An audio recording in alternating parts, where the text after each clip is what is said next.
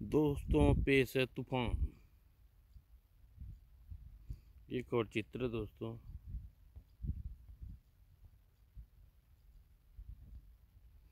मेरा नाम डॉक्टर टाइटून है। टाइटून का मतलब होता है तूफान। और मैंने समुद्र के अंदर एक चलती फिरती दुनिया का इजाद की है। एक ऐसी दुनिया जो किसी भी समुद्र के तट पर भयानक तूफान बर्पा कर, करके उसे तबाह तहस नहस कर सकती है। मेरे वफादार सेवकों यानी अंदर तैरने वाले इस विशाल सबमरीन और भी बहुत सी विशेषताएं हैं। किसी भी रेडियो फ्रिक्वेंसी, किसी भी रडार या किसी भी दूरबीन से इसे देखना नहीं जा सकता। यदि कोई इंसान पानी में तैरता इसके पास पहुंच जाए तो वो भी इसे नहीं देख सकता। सिर्फ तुम लोग एक चश्मे की मदद से इसे देख सकते हो। और हमारा मकसद है कि विश्व में एक निज़ाम, एक व्यवस्था का सिस्टम, एक महज ही एक राष्ट्र कायम करना। इसके अतिरिक्त हमारे पास एक ऐसी आर्मी है जो सब मशीनी है, मगर लेकिन मुझे यकीन है कि हमें ये आर्मी की आवश्यकता नहीं पड़ेगी। मगर विश्व भर के सभी देशों की समस्याएं, उनकी कमजोरियां जानता हूँ। सुलगती विद्रोह की चिंगारी और उनकी ताकत का सही आंकड़े में हमारे पास आ गए हैं। सबसे पहले हम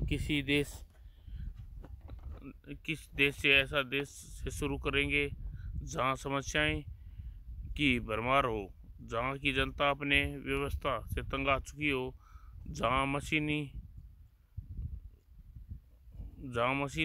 भूखमरी हो, जहां धर्मों और जात पात की दीवार खड़ी हो। और वह देश है हिंदुस्तान। ये लोग आज तक सही फैसला नहीं कर पाए कि इसके देश का नाम हिंदुस्तान है या इंडिया है या भारत है। ये लोग हैं जो पत्थरों को भी भगवान मान लेते हैं। ये लोग जिन्हें सदियों से गुलामी में जीने की आदत पड़ चुकी है, इस मुल्क में एक फरिश्ते को पैदा करेंगे। बहुत आसान काम है और फरिश्ते का नाम होगा तूफान। जब हमारा ये सिर्फ हिंदुस्तान मगर हिंद महासागर के लिए प्रस्थान करेगा और इस मुल्क के किसी एक टापू से फरिश्ता जन्म हो जाएगा। टाइटैनिक का विशाल पनडुब्बी चल पड़ी। भारत में टाइटून के कुछ एजेंट सक्रिय हो गए, जिन्हें एक जोशी भी था। मैं भविष्यवक्ता रंगास्वामी भविष्यवाणी करता हूँ, जल्द ही भारत के टापू पर ईश्वर का अवतार जन्म लेगा। और वह जन्म लेने की पहचान यह होगी कि कुछ ही तटवर्ती क्षेत्रों में जहाँ पाप का घड़ा भर चुका है तूफान आएंगे। इसलिए अवतार का नाम भी तूफान होगा। सबसे पहले यह तूफान उसी टापू पर आएगा जहाँ उसका जन्म होगा। तूफान पैदा होने का पूरा विश्व उसके सामने नतमस्तक हो जाएगा। सबसे पहले भारत एक शक्ति में तब्दील होगा।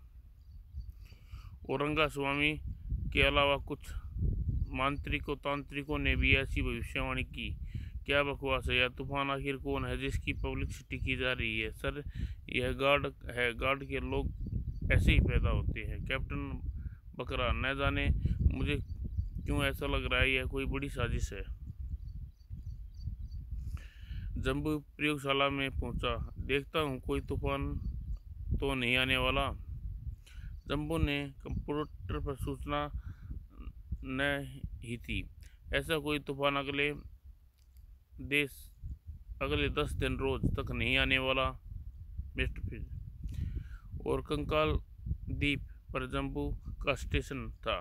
भारत का एक टापू था, किसी टापू में जन्म लेगा। और मौसम विभाग के तमाम वैज्ञानिकों ने ऐसे ही किसी तूफान के आने का खंडन किया। सर, मुझे तो लगता है ज्योतिष और तांत्रिक अपनी पब्लिसिटी के लिए सब कुछ गुम गुल खिला रहे हैं।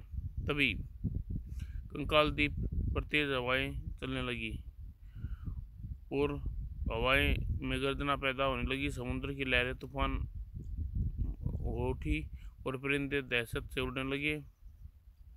कंकाल द्वीप के गार्डों में दहशत फैल गई। माई गॉड, तूफान तूफान! कंकाल द्वीप के चट्टानों के अंदर जम्बू के हेडक्वार्टर। क्या हुआ? यह भगदौड़ कैसी? तूफान बड़ा भयानक तूफान है सर, लहरें 50-50 उठ रही है। ओह! जम्बू ने तेजी के साथ बाहर निकला। ओह, यह तो अंडरग्राउंड पोजीशन में चलो जाओ। तूफान विकराल होता चला जा रहा है और लहरें टापू पर आ गई और कंकाल द्वीप का रेडार टावर सबसे पहले टूटा। वृक्ष टूट टूट कर उड़ने लगे और तबाही मची। सब स्टेशन के अंडरग्राउंड पोजीशन की ओर दौड़े। टापू चट्टानों तक उखाड़ने लगे। पूरा देश पूरा पानी पूरी वेग से तबाही मचा रहा था और जनरेटर हाउस तबाह कर हो गया और इमरजेंसी ग्राउंड पोजीशन की बिजली कट गई। ओम, इमरजेंसी लाइट ऑन कर दो। अंदर अब तत्कालीन बिजली आती। बट सर, यह बिजली 24 घंटे से अधिक काम नहीं करेगी। 24 घंटे हमारे लिए बहुत हैं। बाहर जाकर पानी के अंदर बहुत हैं। बाहर से पानी अंदर ना आए। सारे डोर को ब्लॉक कर दो। तूफान कयामत जाता रहा। स्टेशन की तबाही स्टेशन की सतह पर इस सब तहस नहस हो गया। टापू के ऊपर समुद्र की लहरें तबाही मचाती रही और अब पानी अंदर आने लगा और फिर तेज स्टेशन की ओर। इमरजेंसी दरवाज़ा उखड़ गया। पानी आ गया। Water in site. सर, हम फंस गए। पानी का बहाव रोको। पानी तेजी के साथ अंदर आ रहा था। नो सर, अब पानी को रोकना पॉसिबल नहीं है और हम बाहर नहीं निकल सकते। यहीं तो डूब मर जाएंगे। सब लोग गोताखोर के लिबास पहन लो और ऑक्सीजन सिलेंडर चेक करो, कम से कम हरी अप।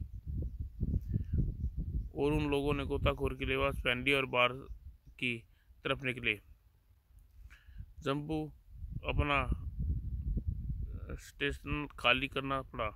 जाहिर है बाहर लॉन्च तबाह हो गई और अब कैप्टन भी सलामत नहीं होगा। जम्बू उसकी मदद के लिए खुद निकल पड़ा। गोताखोर के लिबास में पूरे स्टाफ के लोग लहरों में बहने लगे। जिंदगी और मौत की जंग चल रही थी। इनको कैसे बचाया जाए? तूफान से मदन के लिए कोई शिप आ सकता है?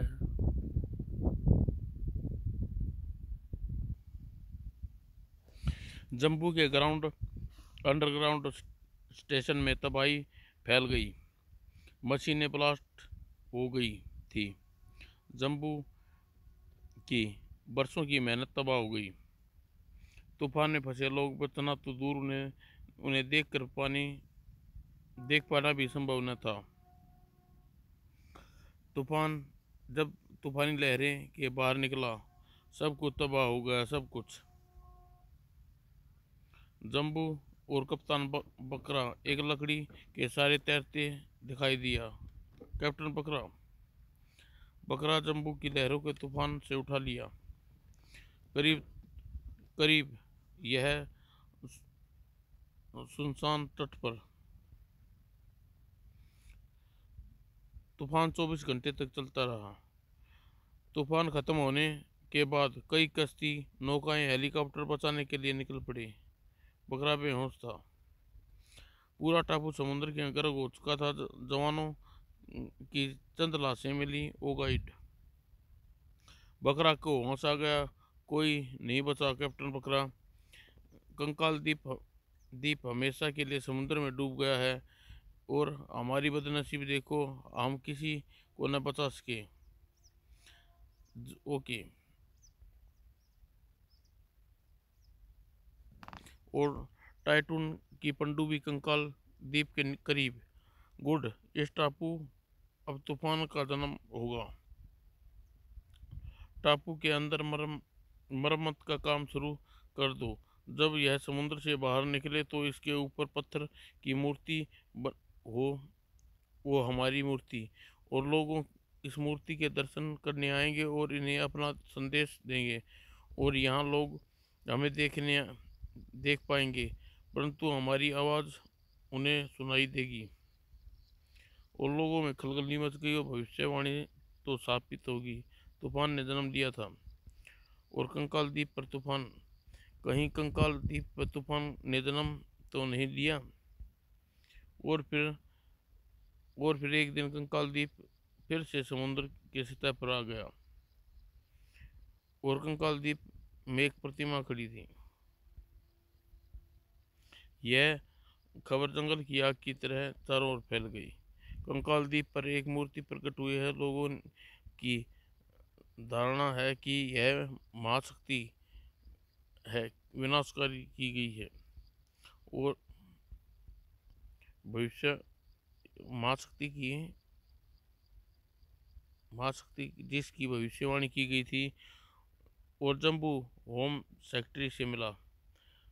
कोई भी ईश्वरीय शक्ति इतनी तबाही का इतिहास सच कर जन्म नहीं लेती, इतने निर्दोष लोगों को मौत की घाट उतार कर।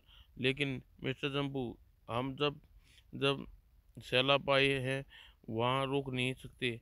अब ऐसी कोशिश की गई है तो उसमें गंभीर परिणाम होंगे।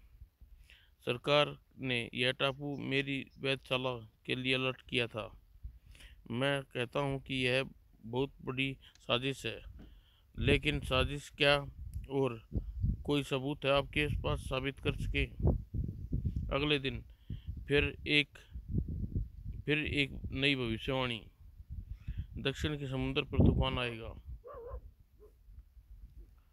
और सर, अगर यह साजिश है तो इस भविष्यवाणियों को कैसे पहले पता चल जाता है इन पॉइंट का? हाँ कैप्टन, इस बारे में मैं सोचा नहीं था। मुझे सबसे पहले इस रंगा स्वामी को देखना होगा। और जम्बू तांत्रिक बनकर रंगा स्वामी के पास पहुंचा।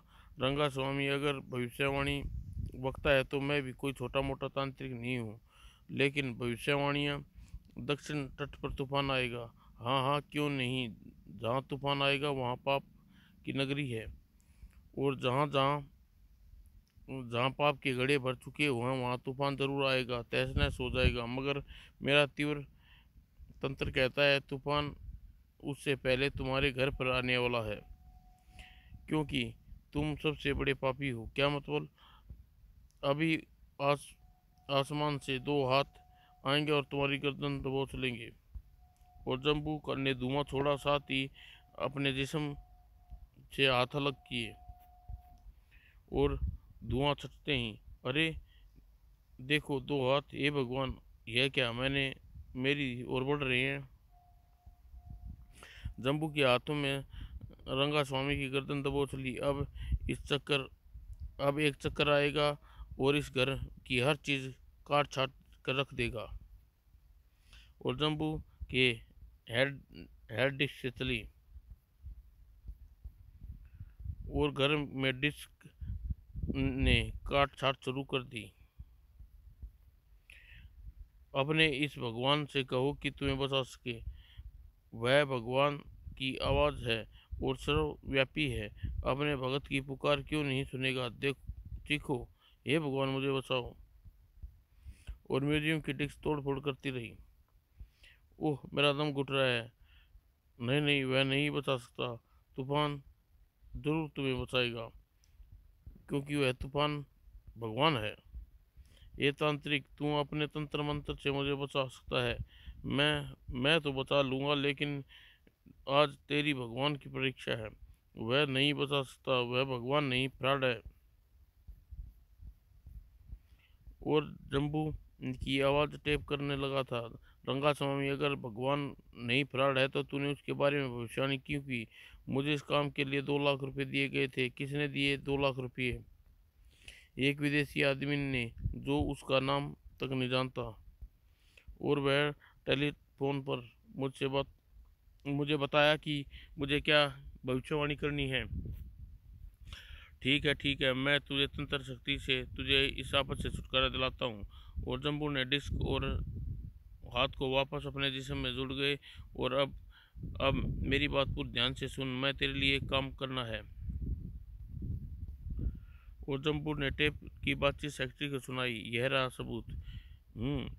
ऐसी उपस्थिति में क्या किया जा सकता है, वह सब तो आप मुझ पर छोड़ दीजिए। आप मूर्ति के दर्शनों की व्यवस्था 48 घंटे बाद कीजिए, ठीक है?